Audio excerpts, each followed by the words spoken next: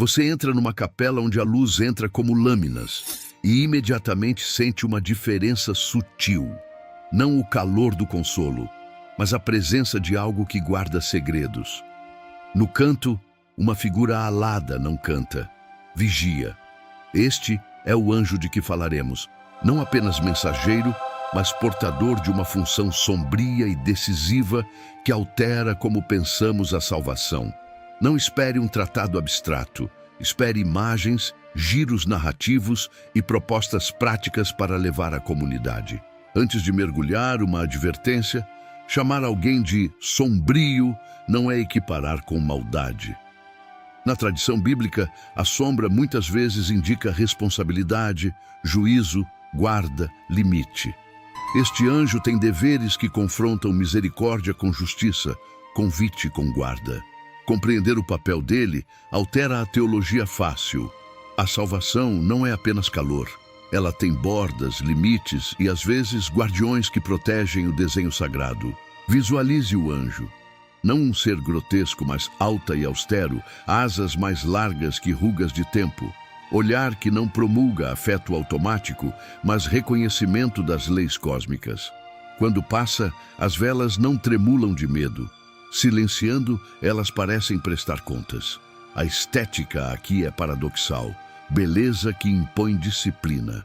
Ao receber a mensagem deste anjo, você percebe que há consequências que a misericórdia não dissolve sem transformação. Por que esse anjo importa? Porque a teologia com que muitos crescem frequentemente polariza. Ou salvação é graça sem fronteiras, ou justiça sem misericórdia. Este anjo nos apresenta um terceiro modo: a salvação como encontro entre graça que acolhe e limites que curam. Ele desempenha papel que complica simplificações pastorais. Ele lembra que a graça que não transforma pode se tornar mera licença, e a justiça que não ama pode se tornar vingança. Traga à mente uma cena sensorial: uma porta trancada num mosteiro, o som seco do cadeado, um murmúrio passional de oração do outro lado. O anjo está ali, com chave em punho. Sua função não é negar o pedido, mas garantir que aquilo que entre na comunidade esteja apto a sustentar cura. Essa imagem parece dura, até fria, mas não é sadismo. É cuidado que protege a criação do próprio contágio da destruição. Historicamente, intérpretes patrísticos e místicos falam de anjos guardiões, anjos de disciplina, anjos que testam. Em muitos textos, não se trata de criaturas malévolas, mas de agentes que impõem limites sacros. Pensar essa figura nos obriga a rever práticas contemporâneas: acolhimento sem filtros, restauração expressa sem processo, perdão sem reparação. Tudo isso pode ignorar um elemento que a criação precisa para florescer. Agora preste atenção ao conflito interno que o anjo provoca. Como conciliar um Deus que é ao mesmo tempo hospedeiro e legislador? A resposta não é técnica, é prática e espiritual. Você responde ao anjo não apenas com doutrina, mas com disciplina. Práticas que tornam o perdão real e não apenas uma palavra bonita.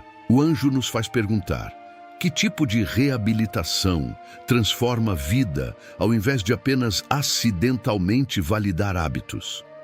Um detalhe importante: o dever do anjo é frequentemente invisível porque atua nos limiares, na restauração, na restrição de acesso, na organização de processos que levam à cura. Pense em protocolos eclesiais, terminações de ministério, limites financeiros e exposições públicas. O anjo trabalha ali simbolicamente. Quando esses limites falham, a comunidade fica vulnerável a recaídas e a glórias falsas. A função do guardião é pedagógica. Há uma tensão muito humana aqui. Limites doem. Quando alguém é restringido, seja proibido de pregar, de gerir finanças, de liderar, a comunidade sente choque e a pena pode soar como punição. Mas o anjo lembra: o objetivo não é destruir, é reparar. O processo de cura exige perda simbólica para recuperar integridade. A imagem da castração ritual pode ser forte, mas é metáfora do despojamento necessário para renascer. Em sua vida, essa figura pode aparecer como conselheiro firme, auditor externo, mentor implacável, ou mesmo circunstância dolorosa que obriga à mudança. Às vezes, o anjo vem pela porta da lei humana, mandatos, normas, regras, elementos que assustam, mas que funcionam como moldes. Aceitar o papel do anjo não é abraçar paranoia disciplinar. É permitir que a graça trabalhe com os instrumentos do mundo para produzir fruto. Para ilustrar, imagine duas narrativas. A primeira, onde uma pessoa confessa e imediatamente retorna ao lugar de privilégio, sem reparação. A segunda, onde há confissão, apoio, serviço anônimo, supervisão e restauração gradual. O anjo está no segundo cenário, mediando o passo a passo. A diferença entre cenários é a eficiência da transformação. O primeiro tem aparência de misericórdia, o segundo produz caráter refeito. A leitura bíblica que mais alimenta essa visão reúne textos contrastantes. Os salmos que clamam por justiça, as palavras de misericórdia de Jesus, as cartas que falam de disciplina na igreja. O anjo de dever sombrio nos ajuda a ler esses textos em conjunto. A salvação passa por lugares de graça e de governo espiritual. Não se trata de anular um aspecto, mas de integrar tensões que, mal resolvidas, geram violência ou permissividade. Em termos práticos, qual é a contribuição pastoral imediata? Primeiro, reabilitar processos de restauração com rigor amoroso. Etapas claras, mentoria externa, serviço reparador e prazos conhecidos. Segundo, normalizar limites como prática pastoral ordinária. Não castigos espetaculares, mas normas que cuidam. Terceiro, formar líderes para tolerar dor. Eles precisam saber que restringir alguém é, às vezes, um gesto de amor. Ainda que essas medidas pareçam duras, a estética de esperança. A sombra do anjo não extingue a luz, mas a concentra. A metáfora é a lente que foca o raio de sol para curar um tecido doente. É preciso calor direcionado, não chuva indiscriminada. A graça direcionada produz metamorfose. A graça sem formato, complacente, raramente muda trajetórias. Agora venha comigo a uma cena íntima. Você de joelhos, olhos cerrados, enquanto uma mão firme, símbolo do anjo, segura sua vida. Não para esmagar, mas para guiar. A sensação é de humilhação e de cuidado. Nesse instante, a salvação deixa de ser inventário de méritos e torna-se processo encarnado, um labor em corpo e em comunidade. Essa experiência transforma como entendemos a misericórdia. Ela passa a incluir disciplina. Há também uma dimensão escatológica. O anjo de dever sombrio participa do governo último das coisas. Ele não é um detalhe periférico, mas parte do modo como a ordem final será restituída. Se a salvação é restauração cósmica, então funções que parecem duras agora fazem parte do instrumento redentivo que corrige, purifica e orienta. Isso altera expectativas. Não espere apenas consolo imediato, espere formação longa. Você talvez esteja pensando, isso não contradiz a promessa de perdão pleno? Não se contradiz. A promessa é de graça, mas a graça é transformadora. Quando a misericórdia toca sem deixar consequências, ela falha em completar sua obra. O anjo não substitui a cruz. Ele participa daquilo que faz a cruz frutífera, a recusa do pecado, o reparo da ofensa e a restauração da comunhão. Agora faça uma pausa e sinta seu corpo. Onde a ideia de limites te incomoda, onde a ideia de restituir causa medo, essas reações são importantes. Nelas você encontra pontos de trabalho. O anjo não é inimigo do teu conforto, ele é inimigo do teu apego a formas que destroem. Trabalhar com ele requer coragem para perder status e reconquistar caráter. Antes de prosseguir, quero destacar algo prático. Muitas comunidades têm uma versão disfuncional desse anjo, a disciplina punitiva que humilha sem reparar. Diferenciar é crucial. A disciplina que cura é sempre relacional, transparente e acompanhada de pluralidade de testemunhas. A disciplina que destrói é frequentemente solitária, opaca e vinda sem canais de defesa. O anjo que proponho aqui é pedagógico, não tirânico. Para encerrar este primeiro bloco, retenha 3 imagens: a chave que protege, a mão que guia e a mesa que acolhe depois da correção. Esses símbolos apontam para o que vem adiante. Práticas, estruturas e narrativas que fazem com que a salvação seja ao mesmo tempo alegria e obra orgânica. Ao voltar, escute o som das asas desse anjo movendo o ar. Um som firme, nada de fanfarra. Ele trabalha nos intervalos, não nos grandes palcos, mas nas margens. Pense nas reuniões discretas, nas mesas de conciliação, nas cartas que ninguém publica. É ali que o dever sombrio opera. Confirmar limites, acompanhar processos, garantir que o perdão venha acompanhado de mudança tangível. A liturgia do cuidado inclui procedimentos. Vamos agora mapear funções práticas desse anjo na vida comunitária. Função A: vigiar por integridade. Acompanhar finanças, vigiar favoritismos, manter registros e testemunhas. Função B: mediar restauração. Intervir com protocolos que misturam justiça e recurso pastoral. Função C: proteger os vulneráveis, impedir que culpados voltem a ferir. Função D: formar caráter, impor prazos, tarefas e humildade prática. Cada função exige ferramentas humanas, comissões, mentorias, auditorias, eclesiásticas e profissionais. Visualize um processo restaurativo ideal que ilustra o trabalho do anjo. Primeiro ato: recepção da confissão. Não espetáculo, mas registro sóbrio. Segundo ato: investigação e verificação por pares imparciais. Terceiro ato: medidas concretas de reparação. Serviço público, restituição financeira, pedidos públicos de desculpas. Quarto ato: período de supervisão. Mentor externo, relatórios regulares e limitação de ministério até readmissão. Quinto ato: reintegração gradual com testemunhos e prestação de contas. O anjo não improvisa. Ele ordena passos que visam recuperação sustentável. Há resistências previsíveis a esse modelo. Alguns falarão em excesso de burocracia e acusarão o anjo de roubar compaixão. Outros, ressentidos, chamarão isso de cultura do controle. Essas críticas são legítimas quando o processo vira fim em si mesmo. A arte pastoral é equilibrar rigor com ternura, manter processos claros sem transformar a comunidade em tribunal permanente. O anjo que imaginas é sóbrio, não opressor, incisivo, não cruel. Agora, pense nas práticas pessoais que fazem de você um anjo em miniatura, alguém que favorece restauração responsável.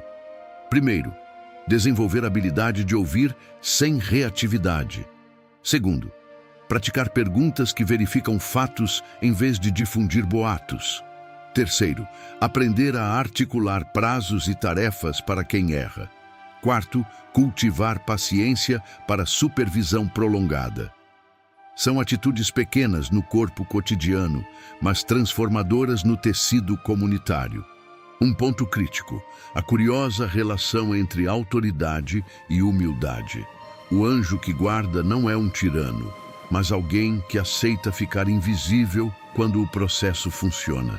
Autoridade, então, é servil por definição. Líderes que reclamam visibilidade pervertem a função. Líderes que aceitam anonimato e prestação de contas encarnam o anjo que protege. Isso implica mudança de imagem, de CEO espiritual para mordomo fiel. Vamos falar sobre linguagem. Comunicar limitações exige palavras que ferem e curam. Como dizer a verdade sem humilhar? O roteiro aqui é simples. Use fatos, não adjetivos. Estabeleça responsabilidades, não sentenças. Proponha passos reparadores, não apenas críticas. O anjo empunha uma linguagem que traduz perda em caminho, ferida em itinerário de cura. Isso educa a comunidade a ver limites como parte do amor fiel. Voltando às cenas, imagine um dirigente que, ao ser restringido, primeiro escolhe fugir.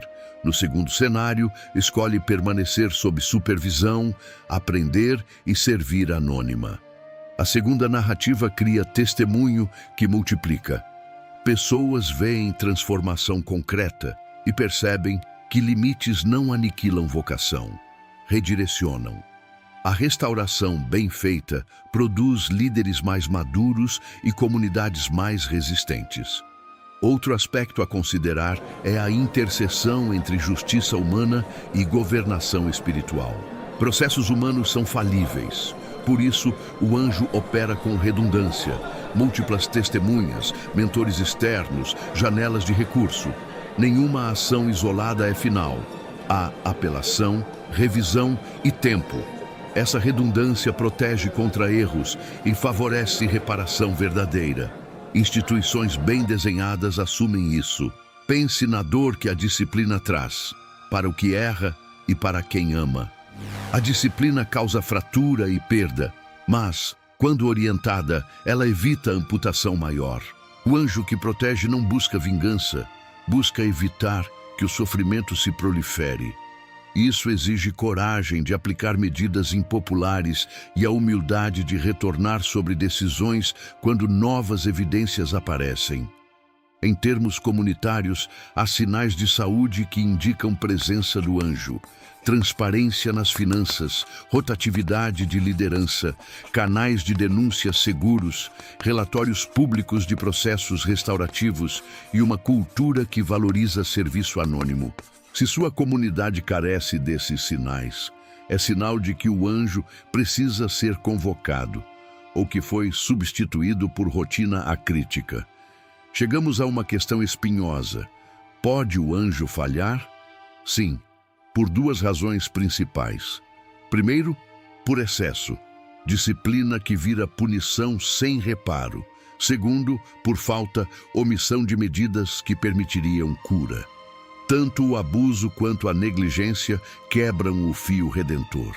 A sabedoria pastoral é calibrar entre firmeza e compaixão e admitir erros quando o processo falha. Existe ainda uma dimensão teológica mais profunda, a questão do sofrimento redentor. Quando a disciplina é aplicada com amor, o sofrimento tem significado. Quando é aplicada para humilhar, não.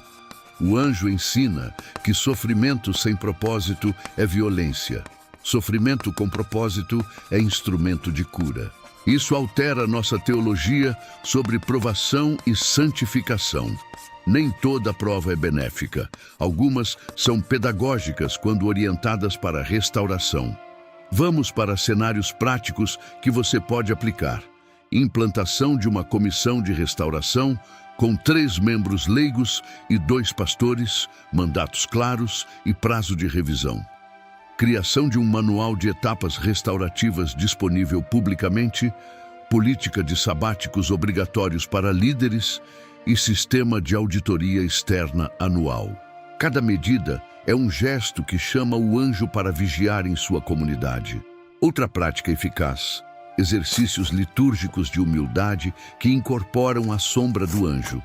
Por exemplo, um culto anual de confissão comunitária com leitura pública de falhas, anonimizadas quando necessário, ritual de renúncia simbólica de privilégios e celebração de serviço anônimo. Ritualizar limites transforma normas em experiência corporal, e o corpo aprende o que a mera teoria não ensina. Há resistências culturais a isso, especialmente numa era de gratificação instantânea e performance de mídia. As redes sociais tendem a premiar narrativa de retorno rápido, não processo longo. O anjo exige lentidão. Quando você propõe processos, prepare-se para explicar por que demora importa. Transformação duradoura exige tempo, não trending topics. Pense também nas fronteiras entre lei e graça em contextos legais modernos. Há casos onde crime e pecado se sobrepõem. O anjo aqui não substitui sistema judicial. Em tais casos, há cooperação necessária com autoridades civis. O papel espiritual é complementar: cuidar da reparação comunitária e proteger os vulneráveis, enquanto o sistema legal cuida da justiça pública. Em sua prática diária, você pode começar hoje com 3 passos simples. 1. Documente um protocolo restaurativo mínimo para sua comunidade. 2. Identifique 2 pessoas confiáveis para compor uma comissão de restauração. 3. Proponha um ritual anual de confissão e renúncia de privilégios. Esses passos pequenos sinalizam que você quer que o anjo trabalhe em sua congregação. Não como ameaça, mas como cuidado. Agora, uma advertência pastoral. Nunca transforme o processo em espetáculo. Restauração pública sem cuidado revitimiza e pode piorar feridas. O anjo opera com discrição.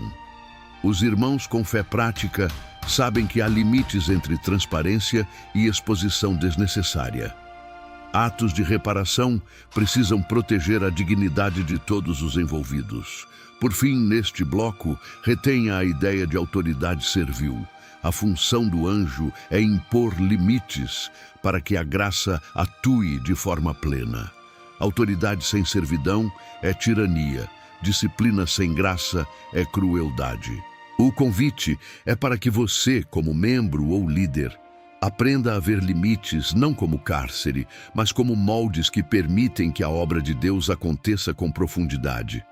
Agora imagine a cena final. A porta que foi trancada abre, mas não para o mesmo que entrou antes. O que sai é alguém refeito, passos curtos, mãos calejadas de serviço, rosto menos vaidoso. O anjo observou, aplicou medidas, conduziu processos. A comunidade recebeu e integrou. A salvação aqui se mostra não como certificado instantâneo, mas como tráfego de retorno. Alguém que passou por uma forja e voltou plenamente humano. Existem riscos: transformar limites em teto, confundir disciplina com triunfo moral, substituir perdão por castigo eterno. Vigilância intelectual e afeto pastorais impedem esses desvios. O anjo, em sua sombra, exige sempre teste. O remédio cura ou fere? Se fere, reveja o remédio. Essa humildade é a verdadeira sabedoria redentiva. Para você, 2 tarefas finais e práticas. Primeiro, escreva uma lista curta de 4 limites que sua comunidade hoje precisa: finanças, liderança, exposição pública e restauração, e proponha uma política para cada um. Segundo, encontre 2 pessoas fora da sua bolha para revisar essas políticas. Convide-as a apontar onde a disciplina pode virar punição. Esses gestos simples convocam o anjo ao trabalho certo. Por fim, guarde esta imagem: uma mesa longa ao anoitecer, velas não para iluminar um trono, mas para fazer calor à volta do pão. O dever sombrio do anjo, quando bem encarnado em práticas humanas, resulta numa comunidade que não teme verdade, que administra graça e limites, e que caminha lenta e fielmente rumo à plenitude. Vá com coragem. A salvação é, entre graça e guarda, obra de corpo.